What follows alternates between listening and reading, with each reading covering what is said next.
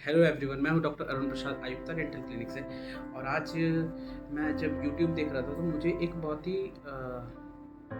तगड़ा डीआईवाई मिला जिसको आयुर्वेद से लिया गया है, ऐसा कुछ है जो कि आपके बैक्टीरिया के ग्रोथ को ओरल कैविटी में मतलब डेंटल केस होने के चांसेस को कम करता है, साथ में टीथ वाइटनिंग करता है, गम्स को नरिश करता है। तो ये क्या है, ये एक प्रोसेस है ऑयल पुलिंग, जिसमें कि हम लोग कोकोनट ऑयल लेते हैं और उसको 1 या 2 टीस्पून लेते हैं और उसको 20 मिनट्स तक के लिए मुंह के अंदर रिंस करते रहते हैं, ठीक है। और 20 मिनट्स के बाद उसको हम लोग स्पिन कर देते हैं, ठीक।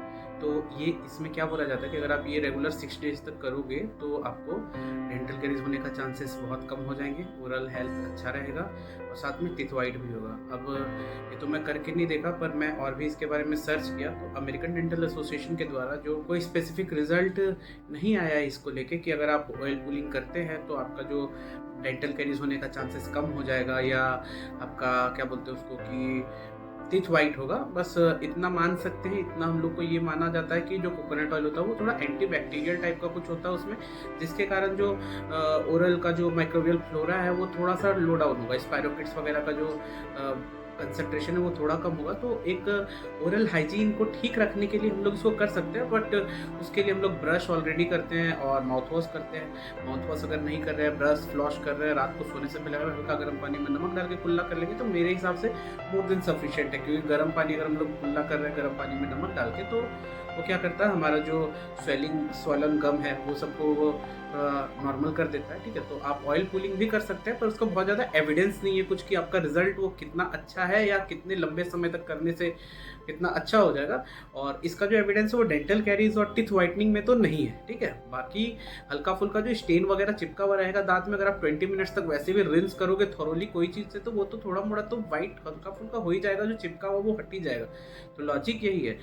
बाकी बैक्टीरिया के मामले में थोड़ा सा बैक्टीरिया का जो वो होता है कंसंट्रेशन होता है वो कम हो जाता है। आप इसको कंटिन्यू कर सकते हैं और आप इसके बिना सिंपल ब्रश करके और फ्लॉश करके और रात को सोने से पहले माउथ वॉश वगैरह का अगर हल्का फुल्का यूज़ करते हैं तो इसको कंटिन्यू कर सकते हैं। अब इसका साइड इफेक्ट हल्का फुल्का क्या है कि अगर आप रेगुलर यूज़ करते हैं, मान लीजिए कि ऐसा बोला गया है आयुर्वेदा की तरफ से कि आप इसको 6 दिन यूज़ कीजिए और उसके बाद 1 मंथ बाद फिर से अगर आप इसको कंटिन्यू करते हैं तो आपको ड्राइनेस ऑफ माउथ हो सकता है, ठीक है, कंटिन्यू करने से। और दूसरा चीज़, आपको जो टेस्ट बड्स है वो सेंसलेस हो सकते हैं एक लंबे समय तक। ये मैंने कहाँ से देखा है मैं आपको क्लियरली बता दूँ, ये मैंने कोई यूट्यूब के वीडियो से देख के ये डाटा लिया है और फिर तो ये सारा चीज़ आपको इंटरनेट में बड़े आराम से मिल जाएगा, ठीक है। बाकी यही है, मेरे हिसाब से आपको बस ब्रश करना चाहिए, फ्लॉस करना चाहिए, माउथ रिंस करना चाहिए हर बार खाने के बाद, ये मोर देन सफिशेंट है।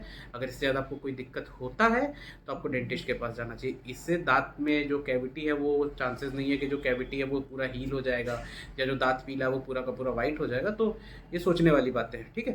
तो कंटिन्यू कर सकते हैं, आपके ऊपर डिपेंड करता है, और ना चाहे तो ब्रश और फ्लॉस मोर देन सफिशिएंट है।